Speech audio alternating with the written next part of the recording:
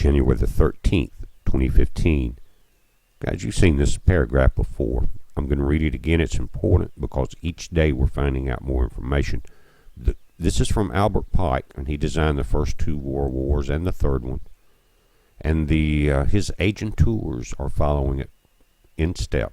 It says the Third World War must be fomented by taking advantage of the differences caused by the agent tour of the Illuminati, or the agents, between the political Zionists and the leaders of the Islamic world. The war must be conducted in such a way that Islam, or the Muslim Arabic world, and political Zionist, the State of Israel, mutually destroy each other. Meanwhile, the other nations, once more divided, there's a key word, Satan always divides, on this issue will be constrained to fight to the point of complete physical, moral, no morals, spiritual, and economic exhaustion, completely exhausted. That way you'll accept anybody or anything. You'll accept the Antichrist. That's the end game. He said, and then the plan is we shall unleash the nihilist and the atheist. The nihilist is ISIS. I explained that in part 2 of this series. But again, this is the plot of Satan's minions to bring the whole world into chaos so that the majority will accept anyone or anything that promises peace. But what are we taught? There will be no peace until the real Son of Peace comes in. Then we shall provoke a formidable social cataclysm when, in all its horror, will show clearly to the nations the effect of absolute atheism, origin of savagery, and of the most bloody turmoil. Then everywhere the citizens obliged to defend themselves against the world minority of revolutionaries will exterminate those destroyers of civilization. And the multitude, the disillusioned with Christianity, whose deistic spirits will from the moment be without compass or direction, completely exhausted, will receive the true light through the universal manifestation of the pure doctrine of Lucifer. Are you listening? The manifestation will result from the general reactionary movement which will follow the destruction of Christianity and atheism, both conquered and exterminated at the same time. It says this doctrine will finally be brought out in the public view. Christ knew the plans. He knows Satan. That's when he came back and he wrote this book, especially Revelation, guys, and Matthew, Mark, and Luke, about the end times. He knew their plans. They couldn't prophesy these events. He just knew what they were going to do and told us how it was going to go down. They're dividing. The newspaper, the one that got attacked, one week would attack the Jew, the next in the top right would attack the Muslim. Divide. Now, French Jews, already feeling under siege by anti-Semitism, says the trauma of the terrorist attacks last week have left them scared, angry, unsure of their future in France, and increasingly willing to consider conflict-torn Israel as a safer refuge. Now, what did we just say? Everyone would be completely exhausted? It is war here, said Jacqueline Cohen, owner of an art store on Rue de Rosiers in a Jewish neighborhood lined with falafel and Judaica shops where many businesses were closed Monday morning. After what happened, we feel safer in the center of Tel Aviv than we do in the heart of Paris. Economically, in Israel, there's an Iron Dome to protect us, she added, referring to Israel's anti-missile defense system. Built by Raytheon, financed by the U.S., is that Iron Dome going to mix with the miry clay of your so-called U.S. partners? You better watch it. She said that the attack at the supermarket was a tipping point for French Jews after a recent spat of anti-Semitic attacks. Remember that? Firebombs, French-born man accused of gunning down foreign people at the Jewish Museum back in May in Brussels. All of these attacks coming in. Now, why is this important? Why are they being lured back into Israel? This is just one part, one group. I'm going to talk about all the groups of the world before this series is over, guys. This is one group. Now, this is very important because what happened after the Jews are starting to get scared there? Prime Minister Benjamin Netanyahu coupled a show of solidarity with France on Sunday. This is what happened. With a reminder to shaken French Jews that Israel is keen to welcome them as immigrants. Real keen. Again, that's the point of this video. Christ warned you about that. Now, is Netanyahu on the left really a Jew?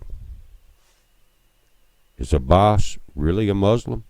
Look at the list of 33-degree Muslims. Benjamin Netanyahu, 33-degree. Yasser Arafat, guys. Kenneth Copeland. Yitzhak Rabin. Now, they're rushing over there telling you to come home. This is a message to the people that call Israel home. You notice some of these other ones. Kenneth Copeland, Saddam Hussein, Jesse Jackson, Al Sharpton, Mikhail Gorbachev, Al Gore. The list goes on and on. Walt Disney. But we're talking about now, you've got people, Yasser Arafat, think about it, Benjamin Netanyahu, stirring up the wars. Now, what did Christ say about Judea when these things start coming about? What did he say? What did Christ say after the plans of man were put in here? And you're looking at the plans of man because, again, Christ knew what they were going to be doing. He knew it because he knows Satan, and he's telling you through his word the plans. He said, listen, in your patience possess ye your souls. And when you shall see Jerusalem compassed with armies, then know that the desolation there is nigh. What desolation? Then let them which are in Judea flee to the mountains, and let them which are in the midst of it depart out, and let not them that are in the countries enter into it. What did Christ say? Don't enter it. Why? Because these so-called fake Jews that are not, but are the synagogue of Satan, are leading you to be destroyed. That's the message Christ has been trying to tell you all along. Now it's coming out in the world headlines. Look how many Jews are in the Union. You've got 11 there. In Israel, 6 million, 11. You're talking about 7 million Jews right there. And then you've got them all over the world. But stop and look at that list, because we're going to go over it before this series is over. Again, this is all about the manifestation which will result from the general reactionary movement which will follow the destruction of Christianity and atheism, Zionism, Muslims, the whole 9 yards. But what is the end line game? Because they will receive Lucifer. When did it start? 9/11 blamed it on the Arabs. Right? Now you see the Christians there getting hung, crucified. Now they're calling it the Arab Winter. We heard about the Arab Spring. This is a term for the wide-scale violence and instability involved in the aftermath of the Arab Spring protests in Arab League countries. Arab Winter. What did Christ tell us about that? In the same story. Pray your flight not be in the winter, I think is what he said. But read this. It says political developments, particularly the restoration of authoritarianism and suppression of civil liberties in Egypt, July 2013, has been described as constituting a military winter functioning in opposition to the goals of the Arab Spring. Notice in the Syrian Civil War, Iraqi insurgents, Egyptian crisis, Yemen, Libya, all the way down the line.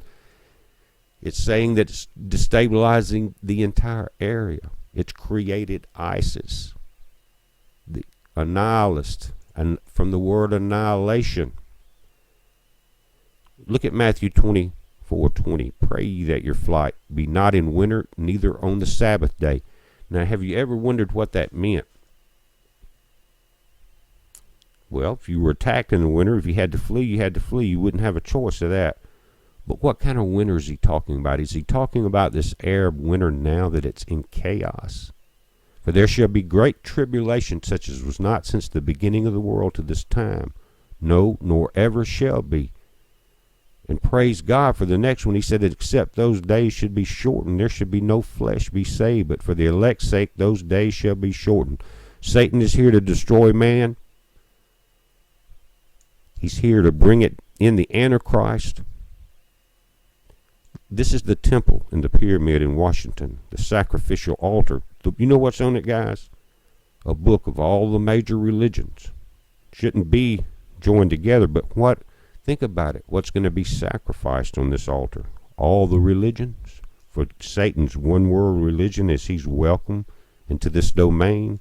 Again, Washington Pyramid, 100 years old this year. Think about this. What's that on the front? Hebrew. God said, let there be light, and there was light. Not our light. Who is in control? Who do you think is your friend in Israel? Who do you think is your friend in Palestine?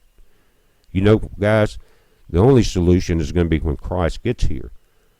But they're trying to separate the blacks from the white. You saw Jesse Jackson. You saw Al Sharpton and Ferguson. You see Yasser Arafat. You see Benjamin Netanyahu. All of these guys supposedly enemies, leading the armies to destruction, now pulling them in for the final slaughter of the sheep. It's a heads up. Christ warned you. Be safe.